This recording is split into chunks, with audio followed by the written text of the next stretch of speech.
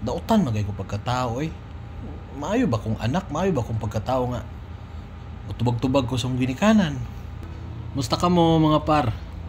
Nalag ko'y gamay nga ipaambit sa inyo no. Kung kisay maigoan masakitan ka man aning ang gamay nga video. Maigo ka man aning nga video, bot pasabot nga naay something wrong sa imuha between sa imuha o sa imong ginikanan or sa isig katao nimo, di ba? Kung masakitan ka aning nga video, kung tama ni diha kanimo no. Niingon diha sa Mateo 19:19 nga higugmaa ang imuhang ginikanan. Ingon man ang imuhang isig katao sama sa imong paghigugma sa imong kaugalingon. Di ba? Karon, kumusta ako? Amigo, amiga. Kumusta man ang imong relasyon sa imong ginikanan? Sugo ba yan as Ginoo na higugmaon na to atong ginikanan? Kay dili ta mo lambo gyud. Sa kung saan na to, sa kung saan to paningkamot. Kung ikaw mismo lain imuhang pakitungo sa imong ginikanan o di ka sa imong isig katao, maglisod yung kag asinso, maglisod yung kag lambo. Kaya mo namang gilabag naman nimo ang sugo sa Ginoo, di ba? Samtang napatay chance nga mo reconcile sa atong mga ginikanan kung naman tay kaligut-gut, di ba? Naman tay masama ang loob nga na ba? Di man siguro ta exempted sa mga ingana, pero itagaan man gud ta og chance sa Ginoo samtang buhi ba tatagaan tag chance nga reconcile kung kinsa man ang atong kung kinsa man ang mga tawhana o ginikanan ba nato nga natay kaligut-gut, di ba? Reconcile ang relationship kasi wa man gud ta masayod kung buhi pa bata ka ug mapuhon o karon man ka kuha na tas Ginoo nya wala ta masayod nga natay nasakitang tao labi na atong ginikanan natay nasakitan. Asa man ta padong? Di ba? Nabatay now nga matubang sa Ginoo nga Lord, makasuod ba ka ako anang gingharian nimo nga gingharian sa langit nga naman ko'y kaligut-gut sa akong ginikanan, naman ko'y kaligut-gut sa akong isig katao. Pangitain niyo ba si mga amigo? Ako personally no, dako mo ko pagmahay sa una. Kay ako sa bata pa ko, sa teenager ba nga pasaway kay ko ba. Sa grabe ko pasaway sa akong ginikanan sa una. Mutubag-tubag pa ko. Pinakasakit jud nimo nga ma-feel no. Oh, wow, walang ko kahibaw og sa uban.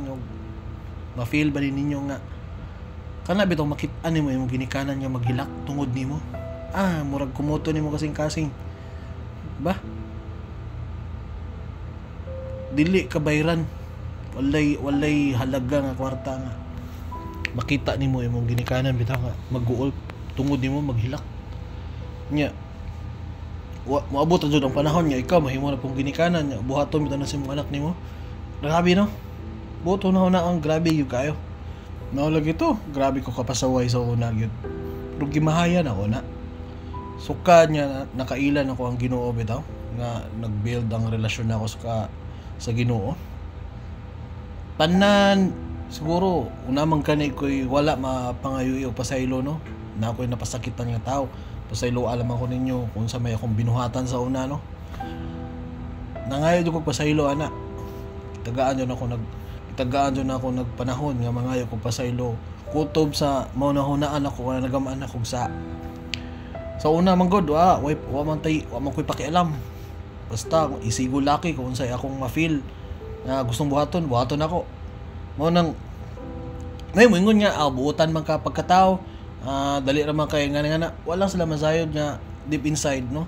Nga murag dautan magay ko pagkatao Maayo ba kong anak, maayo ba kong pagkatao nga. Utubag-tubag ko sa ginikanan. Daghang ko sala, mamutbut ko, mamalikas ko. Wala na-realize na ko nga unsa may angay jud, di ba? Maura na ako ay katambag ninyo no. Nga kita ang tanan man ganita isip usa ka Kristohanon kita gyud naghandom sa iyang pagbalik, di ba? Sa iyang ikaduhang pagbalik diri sa kalibutan. Kita tanang Kristohanon. Unya, pangatanuan ka na ako, amigo. Karong taknaa, mukayat abre ang langit. Munaog si Kristo. Na ba kay naw nga ikaatubang niya? Hinuklugi na, amigo. Kina nga ko advisor ni, payo ra ni. Dili na nato mabalik ang panahon. Kung naamang gani ang ginikanan nato karon, kauban nato. Pasalamati una ang Ginoo nga naa pa sila kauban nato. Ug naman tay mga kaligut-gut sa ilaha. Kung sila may naisala sa ato kita na unang mo approach sa ilaha. Tangtangan ang imong pride. Kanang pride mo na pinakahinungdan kung unsa ang kalibutan karon. Ang pride mo na hinungdan nganong nalaglag si Lucifer sa imperno. Mo na timan ninyo tangtangan ang pride sa inyong mga huna-huna. Samtang naapay chance mangayog pasaylo sa imong ginikanan, pag-reconcile sa imong ginikanan. Diba? Ang tanang tao nga sa atong palibot maalisdan pa na, pero ang ginikanan dili na. Busa amigo, tambag lang.